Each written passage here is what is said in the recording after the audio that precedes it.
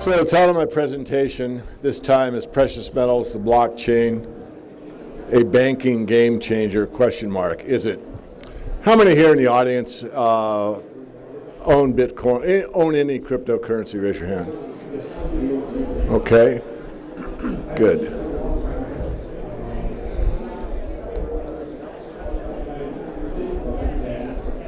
So before I go into what I see for the future of the precious metals combined with cryptocurrencies, and I may or may not be right, I want to discuss what's been going on lately, and all those that raise their hand are well aware of it, and many of those that are in the audience are probably also well aware of it. But we have been in a rather huge uptrend. It's called a parabolic move in the commodity circles in all cryptocurrencies, with Bitcoin being the most established, most known, and probably best understood of all of them. And I took this image off the internet, public domain, and it shows Bitcoins, which really are an electronic platform only. There is no such thing as a physical Bitcoin that you can put on your hand on. And with the little tulips off to the side, which is the implication that perhaps the Bitcoin situation could be in a tulip bulb type of mania. Now, I think the most important thing that I can say about this situation right here is the fact that not only are we going parabolic, but the volume. How many here are paid members of the Morgan Report? So, do I emphasize volume when I do my videos? Every time, right? If it's not on volume, it's really not that meaningful. So when you see an up move like we have in the price of Bitcoin and the volume at the bottom scale, that's very, very significant. And what that means is that as high as that parabolic move is right now, from what I know and all my experience, it's going a lot higher, and it's probably going to continue on a parabolic move for a while. So the tulip bulb, if you don't know, was really the first financial mania in recorded history. They actually had futures in tulip bulbs. And at the top of the market, one tulip bulb was the equivalent of a skilled craftsman working for 10 years. Can we say overvalued? And I say that to say this, that, you know, when these markets become a mania, there's no telling how high is high. Again, I just want to reemphasize, as much as that stock chart that I showed you just a minute ago shows going parabolic, based on the volume, we're not near the top as far as I can tell. Now, this is the chart of the tulip bulb mania, and you can see most of it took place in 1 year. And I'm not sure I've got the ability to do a laser pointer here, but if you just imagine I have a laser pointer, I'd be pointing about 1/3 up that great big parabolic rise, that hockey stick, if you will. And that would be my estimation of where we are in the Bitcoin world right now as far as price. And I'm not going to give you a price. I don't know. The market knows. The market always knows more than any analyst. The point I'm making is that it can go a lot higher in a short amount of time. Does that mean you should get in or out? I'll leave that decision up to you. I'm going to continue on with my premise about where I see a marriage between the two potentially taking place. So that's a little bit better curve as far as how it lasted. What you can see is at the top, it was about a year long, so we're only looking at 120 days of that year or more market. But you can see it actually went parabolic up to about the 150 level. Then it actually continued up slowly for 60 days or so. And then once it peaked, it started coming down rapidly. And it basically did a U-turn. I mean, at the time that the tulip bulb mania ended and it was no longer a mania, a tulip bulb sold for what it had always sold for. So it did a complete back and forth. Another reason I know that we're not near the top of the Bitcoin market is when you have somebody like Mark Skousen, who says he's an Austrian economist, state is Bitcoin entering a new megatrend, and he's forecasting yes, and he could be right. I'm not saying that we aren't going higher. I think I've said that about 6 times. But I'm not that willing to jump on it with both feet. I have nothing against it. I wrote one article on Bitcoin. It's called My 2 Cents, or My 2 Bits about Bitcoin. Those in the silver world know what 2 bits is. It's a 25-cent piece. And again, a lot of people are coming into this, bringing new buyers in, and new buyers are going to drive the price up higher. So I have a very strong opinion. It's a researched opinion. It's not based on what I feel. It's based on what I have researched. And there's a huge problem really throughout the internet. It's not just cryptocurrencies. So please take it in the big framework of the internet at large, or big data, if you will, or the Internet of Things, and take that Internet of Things down to cryptocurrencies, would fit into that big frame. So I'm not picking on cryptocurrencies. I'm talking about the internet at large. And the big problem is security. If you study this with any kind of diligence at all, you will find is that every major leader in the space, be it CNET, be it Wired Magazine, be it Bill Gates, Bill won't say it, but several of that ilk that are at the top, speaking in platforms like this to mega people, because let's face it, the internet's where it's at. IT is number one. Everything's off a small computer, which we call a smartphone. Every one of them, to a man and woman, says security is a problem. And it is. The hackers are outdoing the non-hackers. In other words, the security professionals are not able to keep up with what the hackers are able to do. And we've already seen that happen again and again and again, and it's going to happen more and more. It's a war out there. It's a cyber war. There's cyber war going on constantly that people are totally unaware of, nation state to nation state. And that's just at the top level for sensitive information, basically dealing with nation state security and the war efforts. Not to mention what I'm mentioning, which is the hacking that goes on in, let's say, at the retail market, where we're looking at, the Amazon type of transaction, or cryptocurrencies, or a way of saving wealth, or a bank account, or a brokerage account, or any of that stuff. We're all vulnerable to it.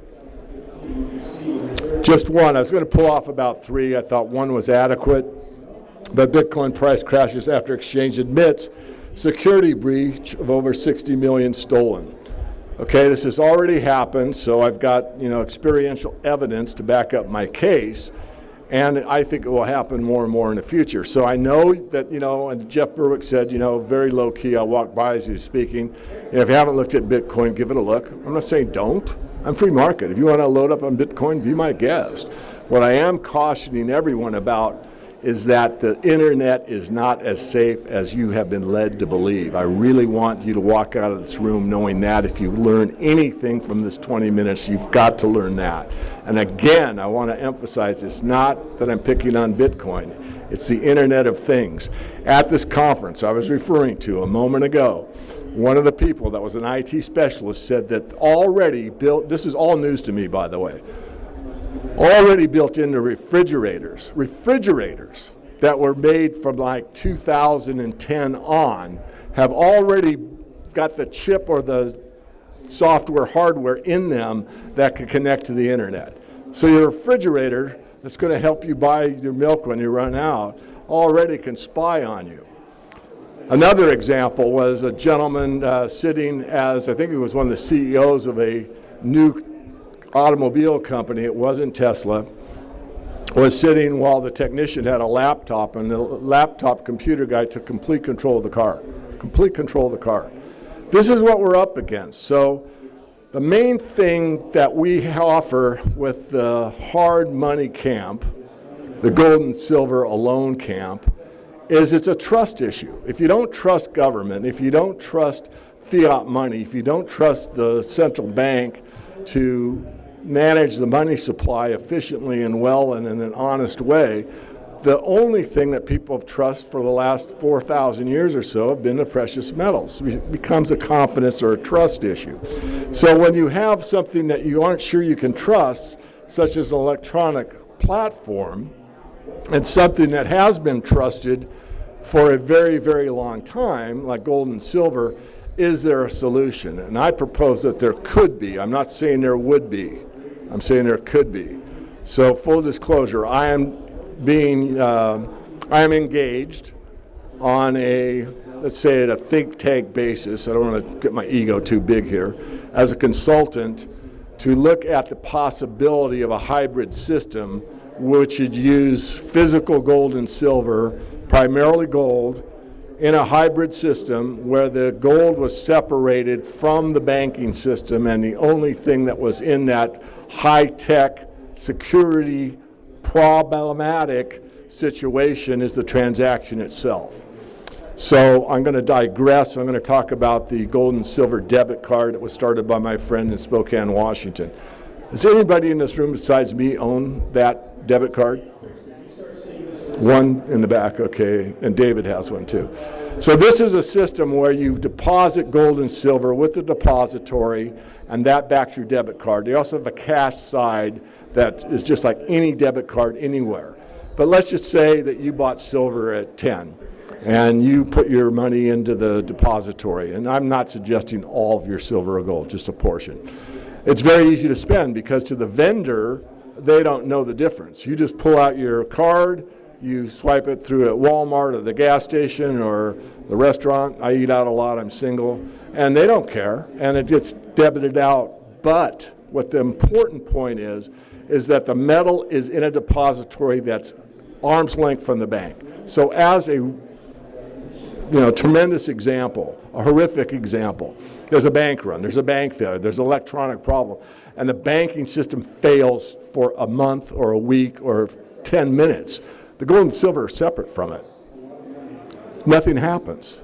And that's the kind of proposal that I want to make into this realm, is where the deposit of the metal is separated from the transaction side. So the only thing that's at risk is if you make a $100 transaction in silver through a cryptocurrency, that's what's risk, but your 100 ounces of whatever metal is not at risk. This could take place in Indonesia. Indonesia is where I am being asked to help think this through. First of all, if you go to Indonesia and learn something about it, and I know very little, so please don't ask me a lot. I'm still learning and studying. But, it's a huge population. Half the population is under 30 years old. Only 10% are on the tax rolls. They don't want to start a bank account, yet they all, A-L-L, all own gold. And the way they transact in gold is every time they need to borrow money for whatever purpose, just like these payday loans that you see all over the place, is they go into a state-run pawn shop. They put up their gold earrings or necklace or coin or whatever. They get the equivalent amount less the pawn shop's holding, so like 80% of the value, given to them as a loan, and they do with it whatever purpose they need it for, and then they come back and they pawn it back. So the infrastructure is already set up, but what the government of Indonesia wants, and this gentleman that contacted me, is to make that platform where a smartphone does the transaction.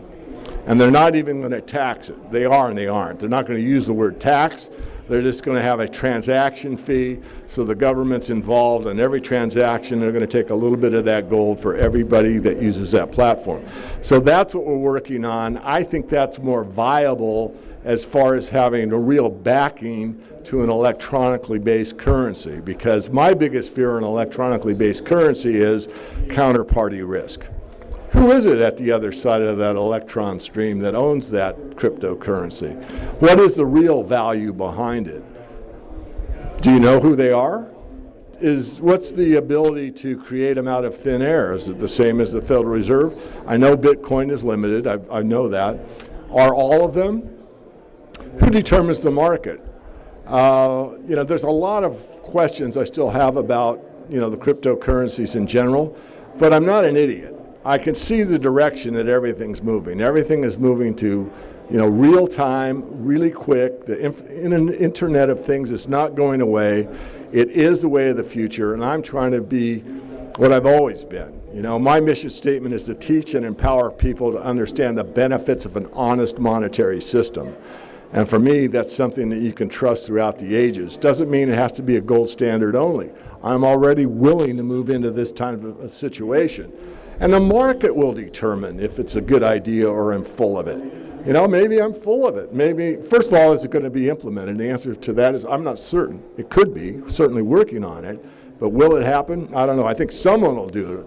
And it's not going to be just me. I'm working with others, of course. But 50% under 30, if these people can sign up over their phone and get an account the next time they walk into a pawnbroker, and now they can leave it with him or her or the establishment and not have to come back, think of that. This thing could explode really, really rapidly. And it's not like you have to sell them gold. They already own it. It's been in their DNA for generations. So, as I said, it's already been done with the debit card that I outlined. It's just one notch up, putting it on a smartphone platform or the equivalent. And now I want to talk a little bit about what we do that's a little different than some of the other newsletter types. Basically, people always ask, well, how do you invest? Well, you get to see it. What I put in the Morgan Report is what I do. It's not like I have some other system or some other way or, you see my time and you hear me speak it. I show you why. Peter's been with me for years. Good, bad, or indifferent. Big money goes into big companies. Our approach is one that is tested, tried, and true because, cheap stocks are cheap for a reason. Penny stocks are in the pennies for a reason. Do pennies become dollars? Yeah, about every 1 out of 4,000 or so. Most of the time there's a lot of dilution. A lot of times they fail. If you want to make serious money, you put serious money into serious companies. If you want to speculate, then speculate. I do both. I teach both. But if you think you're going to make big money, putting lots of money in penny stocks, good luck.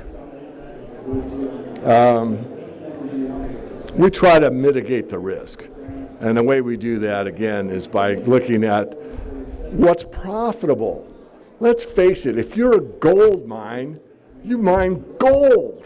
It doesn't matter if it comes from the moon, Zimbabwe, South Africa, or Montana. It's the same element.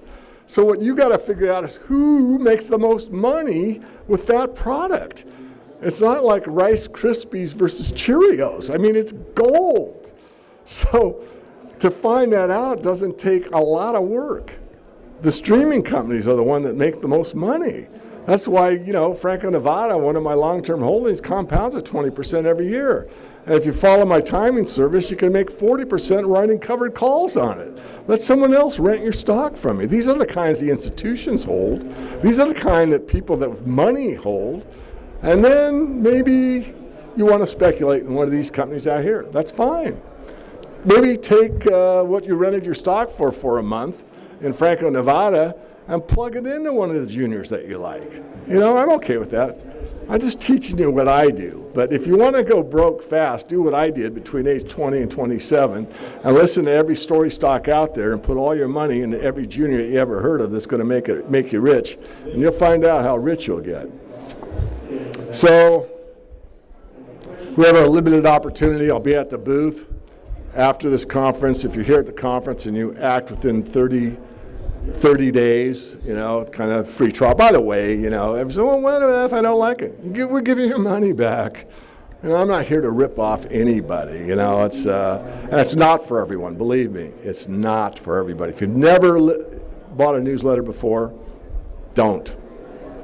You have free choice. We'd like you to choose us. It's free will. I believe in free markets. But it's your free will to determine if it's right for you. And I honor that because it's important. It's important for you to know that. So I'm done. I'm sure there'll be more questions. I'll be at booth 107. Thank you for your attention.